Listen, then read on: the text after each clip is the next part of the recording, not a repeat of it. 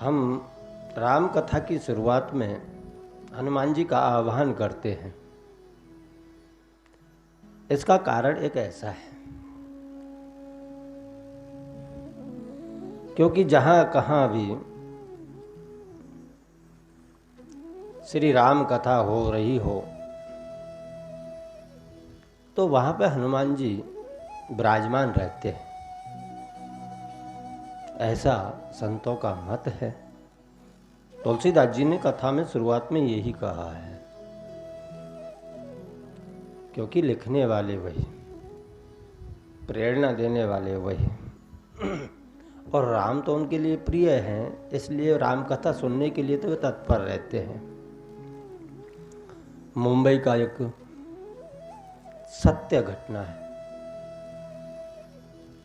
आज से थोड़ा समय पहले एक संत हमेशा राम कथा करते थे, जगह जगह जा कर के। तो ऐसे ही मुंबई में कथा चल रही थी और कथा चलते समय शुरुआत में हनुमान जी का आह्वान किया करते हैं, उनको आसन देते हैं कि आइए हनुमंत विराजिए, कथा करूँ मत अनुसार। हनुमान जी का आह्वान किया है, आसन दिया है, कथा प्रारंभ हो गई है। लेकिन वो कहावत है ना, कोई तो तर्क वाला मिल ही जाता है। तो उस कथा में उस दिन एक वकील आया हुआ था। उस वकील ने कहा कथा पूर्ण होने के बाद कि महाराज जी, मुझे पूरी कथा में से एक प्रश्न खड़ा हुआ है, उस प्रश्न का उत्तर दे दीजिए। तो महात्मा ने कहा बोलो भैया क्या प्रश्न है? कि आप शुरू में हनुमान जी को विराजमान करने के लिए आह्वान करते हो, क्या वास्तव में ही हनुमान जी आते हैं कथा के अंदर?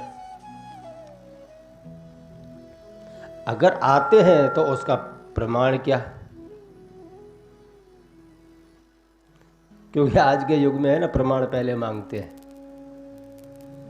अगर हनुमान जी कथा के अंदर आते हैं तो उसका प्रमाण क्या है? कृपया आप प्रमाण दीजिए। शुरुआत में आपने आह्वान किया था हनुमान जी का कि आइए हनुमंत विराजिए, तब महात्मा जी ने कहा भाई ये मेरा विश्वास है, तुम मानो कि ना मानो, ये मेरा विश्वास है कि मैं हनुमान जी को बुलाता हूँ कथा सुनने के लिए और हनुमान जी आके विराजमान हो जाते हैं गादी पर नहीं था तो वकील, पढ़ा लिखा था, नहीं माना, तर्क करने लगा कि ऐसे नहीं है। आप सबको सुनाते हो जिस चीज को, उसका प्रमाण तो होना ही चाहिए। महात्मा जी ने बहुत प्रकार से समझाया पर नहीं माना। उधर महात्मा जी बोले भाई अगर तू नहीं मानता है तो कोई बात नहीं, तो कल से मैं कथा करना बंद कर देता हूं, क्योंकि ये विश्वास की बात है। हनुमान जी विराजते हैं कथा के अंदर आकर के, ये मेरा विश्वास है। नहीं विराजते, ये तेरा विश्वास है। अगर तुम कहते हो तो मैं कल से कथा करना बंद कर देता हूं, कहीं और जाके कर लूंगा। पर वह ठहरा एक वकील, इसलिए तर्क वितर्क में तो ज़्यादा ही मानते हैं कुछ। उन्होंने कहा कि ऐसे नहीं चलेगा, आप कहते हो कि कल से कथा नहीं करूँगा तो ऐसे थोड़ी चलेगा, यही शब्द कहीं और जाकर के बोलोगे, इसका हमें प्रमाण चाहिए। तब महात्मा जी ने कहा कि भैया अगर ऐसी बात है तो कल कथा में आकर के सबसे पहले आप कथा में आ जाना और आपको मेरे हनुमान जी स्वयं बता देंगे। तो उन्होंने, वकील ने कहा, अगर कल मैं आऊँ और आप बताओगे, इसका भी मुझे विश्वास नहीं है, क्योंकि जिस गद्दी पर आप आओ बैठाओगे हनुमान जी को, उसके अंदर आप कुछ करके लाओ तो। उधर महात्मा जी ने कहा कि एक काम करो, ये आसन हनुमान जी का आप अपने घर लेते जाओ और कल आओ तब लेते आना। लेकिन इसमें अगर कल जो हनुमान जी आसन पर आके विराजमान नहीं होते हैं तो मैं कल से कथा करना बंद कर दूंगा, और जो हनुमान जी आकर के विराजमान हो जाते हैं तो आप क्या करोगे? तब वकील ने कहा कि अगर हनुमान जी कल आकर के विराजमान हो जाते हैं तो मैं सब वकालत छोड़ करके मैं भी हरि भजन में लग जाऊंगा। ठीक है, बात वहां पक्की हो गई। वकील आसन लेकर के चला गया, पर वकील को पूरी रात नींद नहीं आई कि कल क्या होगा, कल क्या होगा। चिंता में पूरी रात निकल गई। उधर सुबह के 9 बजे हैं, महात्मा प्यास गादी पे विराजमान हो गए। वकील को बोला है, ला भाई अब तेरा आसन ले आ और बिछा दे। वकील के हाथों से आसन को बिछाया गया। इधर कथा के प्रारंभ में हनुमान जी की महात्मा जी ने स्तुति की है। आइए हनुमंत विराजिए, कथा करो मति अनुसार, आसन लीजिए प्रेम से, पधारो पवन कुमार। और बाद में प्रार्थना कर दिया, हे भगवान, हे हनुमान जी, अब ये लाज आपके हाथ में है, मेरे रघुवर की लाज आपके हाथ में है। जो आज आपने इस लाज को नहीं बचाया तो कल से मेरे प्रभु का अपमान होगा, मेरे प्रभु की कथाएं बंद हो जाएंगी। इसलिए प्रभु के नाम की रक्षा करो, प्रभु आकर के आसन पर विराजमान हो जाओ। इतना कहने के बाद में तब महात्मा ने कहा कि भाई अब आप इस आसन को यहाँ से हटा दो।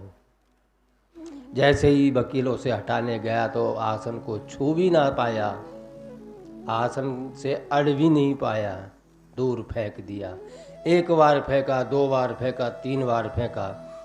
बार बार कोशिश करने के बाद में वकील को पक्का विश्वास हो गया कि नहीं, जिस आसन को हम छू भी नहीं सकते उस पर हनुमान जी विराजमान हैं। तो ये प्रत्यक्ष के लिए प्रमाण की जरूरत ये लोग मांगते हैं जो ज्यादा पढ़ जाते हैं, क्योंकि विश्वास की कमी तो वहीं होती है जहां मगज में कचरा घुस जाता है। और जब वह कचरा मगज में से निकल जाता है और पूर्ण विश्वास बैठता है तो संपूर्ण भक्ति भी वही करते हैं।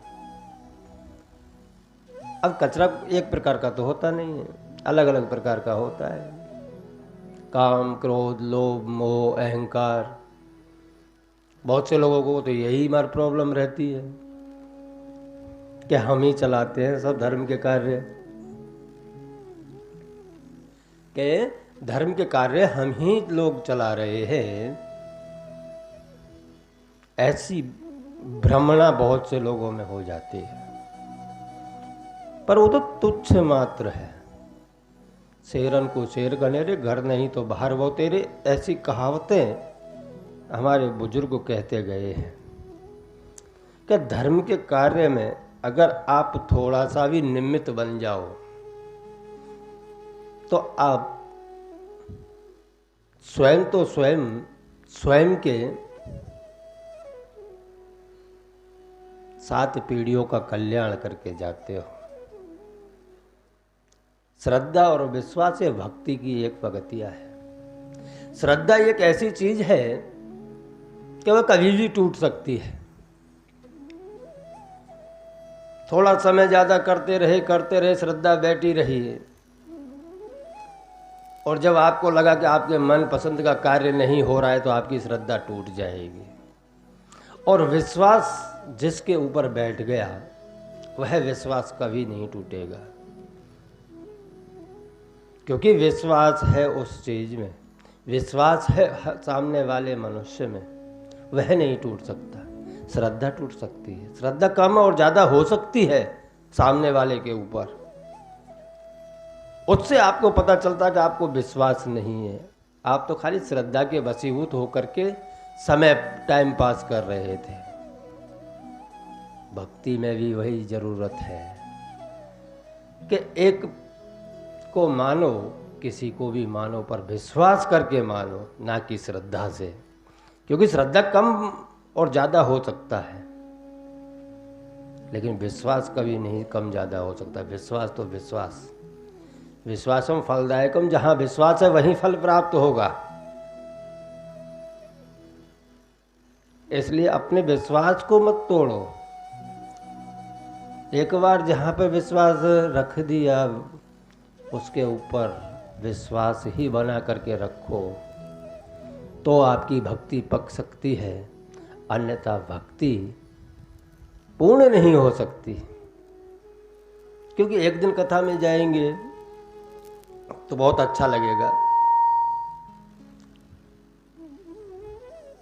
और वही थोड़ा समय जाने के बाद में किसी दूसरी कथा में गए तो वह श्रद्धा थोड़ा कम हो जाएगी और नई वाली श्रद्धा जागृत हो जाएगी। यार उससे अच्छा तो यही कथा करते हैं। और उनकी कथा संपूर्ण हुई, फिर तीसरी जगह गए, वो एक श्रद्धा चल रही है, विश्वास नहीं है। और जिस दिन विश्वास बैठ जाता है कि नहीं, मेरा तो सर्वस्व यही है, मैं तो बस इसी को मानता हूँ, तब समझ लो कि आपकी भक्ति की पहली सीढ़ी चढ़ना आपने चालू कर दिया है।